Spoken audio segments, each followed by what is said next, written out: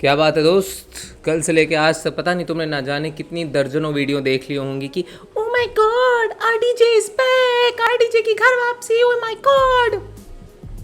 Internet पूरा का पूरा पागल हो चुका है भाई कि एक एक्टर कैसे उसने इतनी आइकॉनिक तरीके से वो अपना रोल छोड़ के गए और फिर वापस से उन्होंने रिप्राइज कर लिया एक ऐसे रोल को जो कि बेसिकली उनकी पिछला वाला जो रोल था वो उससे एग्जैक्ट ऑपोजिट है। Sounds familiar? Well that's MCU for you. Hi, मैं हूँ अभिनव शर्मा और आप लोग बैठे हुए हैं मेरे साथ पीडीएम बैठकी में। पीडीएम बैठकी बेसिकली मैं एक नई तरह की सीरीज़ चालू करने की कोशिश कर रहा हूँ जहाँ पे मैं हर मंडे बैठ के एक नई वीडियो डाला करूँगा, जहाँ पे मैं अपना ओपिनियन बेस्ड टाइप की वीडियोस होंगी, जहाँ पे जो भी हफ्ते में या वीक में या महीने में जो भी बहुत ही स्पेशल चीज़ हुई होगी उसके बारे में बैठ के बात करेंगे। एंड इस वीक जो सबसे स्पेशल चीज़ हुई वो थी आरडीजे का वापस आना एज डॉक्टर डूम, जहाँ पे पूरी दुनिया पागल हो चुकी है कि भाई किस तरीके से RDJ is being brought back as Doctor Doom is a master stroke of MCU. I kind of find it not really interested and I tell you why. देखो, अब तुमने आरडीजे को वापस से रिकास्ट करा है, सो दैट मीन्स कि boss तुम कहीं ना कहीं किसी ना किसी तरीके से आयरन मैन की स्टोरी लाइन को डॉक्टर डूम से कनेक्ट करोगे ही करोगे।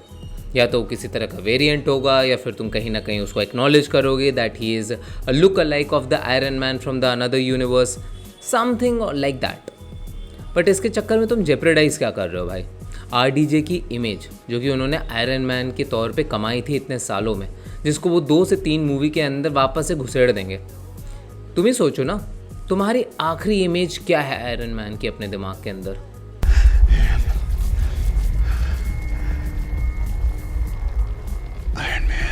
एग्जैक्टली। और अब वो क्या इमेज हो सकती है? नहीं, तुम लोगों को मैं ख़त्म कर दूंगा, नहीं डिशक्या। और उसके बाद वो ही शैटर्स इनटू पीसेस एंड बाद में डॉक्टर डूम का खात्मा हो जाता है, वो मर जाते हैं and everyone lives happily and ever after, something like that I guess, because सारे विलन्स का बेसिकली यही एंड होता है। बात तो सही है। अच्छा, तो तुम्हें ऐसा लगता है कि यार वो उसकी लेगेसी को रिस्पेक्ट करेंगे and people will accept him as a villain and people will forget कि पहले क्या हुआ था वगैरह एंड इमेज का कोई इशू नहीं आता है। ओके फाइन, तुम्हारे दिमाग में क्रिस एवंस की लास्ट इमेज क्या आती है? Okay, as Captain America. Okay fine, that's a good image to have. In fact उनकी कमी काफ़ी फील भी होती है Falcon in the Winter Soldier में। Captain America Brave New World में बेसिकली ये वाला डायलॉग भी होता है, तुम भले ही कैप्टन अमेरिका हो लेकिन तुम स्टीव रॉजर्स नहीं। पर उसके बाद अगर मैं तुमको ये फुटेज दिखाऊं, ये कुछ भी कह रहा है, ये मेरी बात सुनो तुम। एग्जैक्टली। अब मानो ना मानो दोस्त, तुमने वापस से रिकास्ट तो कर लिया क्रिस एवंस को, तुमने उनको एक कॉमेडी रोल में भी डाल दिया, तुमने बता भी दिया कि नहीं यार he is not captain America, he is being a member of the fantastic four, that is a very different thing all together. पर इमेजिन कर सकते हो इस कैरेक्टर के लिए, इस एक्टर के लिए तुमने जो इमोशंस एंड सेंटिमेंट फील करा था इस यूनिवर्स के अंदर, you would feel the same way when you listen these kinds of dialogues. तुम भले ही कैप्टन अमेरिका हो लेकिन तुम स्टीव रॉजर्स नहीं ना। तुम सोच के देखो, तुम लोगों ने वापस से वुल्वरीन को रिकास्ट तो कर लिया, पर उनकी जो लेजेंडरी सैक्रिफाइस थी उसके साथ तुमने क्या किया भाई? और ऊपर से तुमने उनको वापस से रिकास्ट करने के चक्कर में तुमने मेन स्टोरी लाइन जो कहानी का एक पूरा स्ट्रक्चर होता है तुमने उसको ही तबाह कर दिया। बिकॉज लोगन टेक प्लेस करते हैं 2030 में और वापस से जब आप वुल्वरीन को मेन टाइमलाइन में लेकर आते हो तो वो 2024 है। तो उससे ये साबित होता है कि 2 वुल्वरीन एक ही टाइमलाइन में एग्जिस्ट करता है। तुमने जिस तरीके ज़बरदस्ती करके उसको एमसीयू में डाला है उस हिसाब से तो बेसिकली पूरी लोगन वाली स्टोरी लाइन ही बिगड़ जाएगी, है ना? सोच कर देखो एक बार।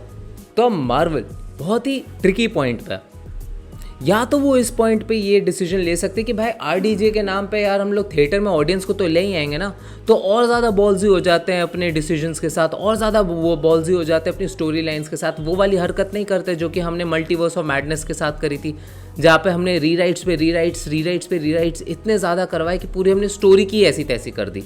या फिर तुम उसको बेसिकली एक बहुत ही vanilla kind of super villain बताते हो जहाँ पे तुम बताओगे कि उसके कितने ज़्यादा इंटरनल मोटिव्स है, वो कितना ज़्यादा डीपली हर्ट है जिस वजह से वो इतने ज़्यादा एट्रोशियस स्टेप्स उठा रहा है, और उसके बाद तुम पूरे कैरेक्टर को एक रिडीमिंग आर्क दे दोगे। तुम्हें याद है धूम 3 में हमें आमिर खान क्यों नहीं पसंद आया था? क्योंकि उसके पास एक बैक स्टोरी थी भाई। He had his own moral reason to do bad things which is shit. तुम धूम देखना चाहते हो फॉर इट्स कूलनेस, क्योंकि कितने कूल तरीके से चोर है उसे चोरी करना पसंद है, वो डॉक्टर डूम है उसे बहनचोद तबाही मचाने में मज़ा आता है।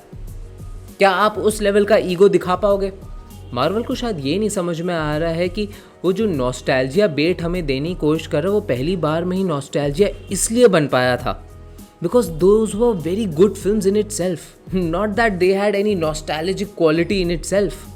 अगर तुम उन्हीं कैरेक्टर्स को उठाकर, पुराने कैरेक्टर्स को उठा के एक बहुत ही मीडियोकर स्टोरी लाइन के अंदर डालोगे तो that will be a bad film.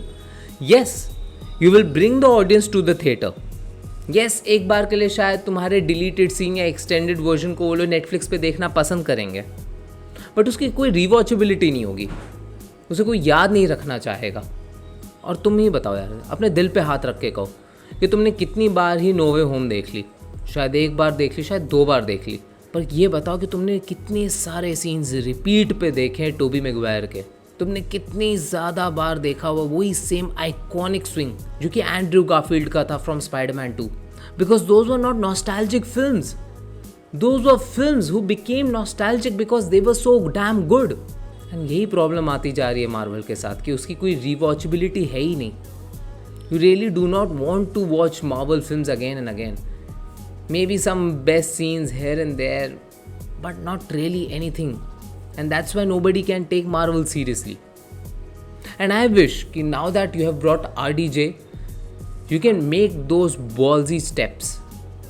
कि तुम्हें पता है कि भाई जब ऑडियंस आने वाली है ना थिएटर में, तो यार मैं स्टोरी तो कम से कम अच्छी दूँ। बट आई डाउट कि ऐसा कुछ हो सकता है, क्योंकि जितना बड़ा एक्टर होता है, जितनी बड़ी स्टूडियो होती है, वो उतना ही ज़्यादा क्रिएटिवली ड्रेन्ड होता है। देखो बॉस, मुझे भी समझ में तो आता ही है कि आरडीजे ने भी ये वाला रोल क्यों ही उठाया होगा। अब जो लाइफस्टाइल आपने आयरन मैन कर करके बनाया है, उसका बिल तो आप ओपनहाइमर करके भर नहीं सकते हो, नो मैटर्स आप कितनी ऑस्कर्स क्यों ना जीत लो। तो it was your need to come back in to MCU, and MCU was confused in itself कि भाई वो फिल्में बनाएं किसके लिए? जेन जी के लिए बनाएं, जेन अल्फा के लिए बनाएं? क्या हम सीरियस फिल्में बनाएं जैसे सिविल वॉर थी, या हम गूफी फिल्में बनाएं जैसे डेडपूल एंड वुल्वरीन है? कि हम फैंटास्टिकल सीरीज़ बनाए जैसे लोकी थी? हम करें तो करें क्या, बनाएं तो बनाएं क्या? एक creatively bank corrupt studio meets a bank corrupt actor. Audience को कभी फ़र्क पड़ता ही नहीं था कि यार विलन कौन बने, चाहे वो कैंग बने, चाहे वो डूम बने, चाहे आप नॉस्टैल्जिया वापस से दिखाओ या ना दिखाओ, बस अच्छी फिल्में बनाओ। आप लोगों ने अपने IPs का प्रेशर खुद पे ही इतना ज़्यादा ले लिया कि आप उसके तले खुद ही दब गए कि हमें इसको भी रिस्पेक्ट करना है, हमें उसको भी रिस्पेक्ट करना है, हमें कॉमिक बुक एक्यूरेट भी रहना है, हमें ये भी करना है, हमें वो भी करना है। बस अच्छी स्टोरीज़ नहीं बतानी है। एंड आई होप इस पॉइंट पे वो लोग अच्छी स्टोरीज़ बता सकें। बाकी यार ये थी मेरी वीडियो। मेरे को ऐसा लगता है पर्सनली कि ये RDJ को कास्ट करना was a very desperate attempt of MCU। इसकी जगह अगर वो किलियन मर्फी को लेते, मैट डेमन को लेते, केविन स्पेसी को लेते, so that would have been a much much better choice. या फिर just hear me out, Shahrukh Khan as Doctor Doom. Come on, this was the right time to bring in Shahrukh Khan. Shahrukh Khan का वापस से एक 2.0 शाहरुख खान हम देख रहे हैं मार्केट के अंदर, जहाँ पे he is being the new action hero, and this would have been such a good role for him to start in Hollywood. Doctor Doom, come on, you become the big baddie of Marvel Cinematic Universe. What else do you need? Really, what else? Baki, you can choose to disagree with my views, agree to my views, or you can say that how right I am, how I'm always so right, how I'm your favorite person on the internet, और तुम ये भी कह सकते हो क्या मैं तुम्हारे बच्चों का बाप बनना चाहूँगा, और मेरा जवाब होगा हाँ। On that note, see you on the next video.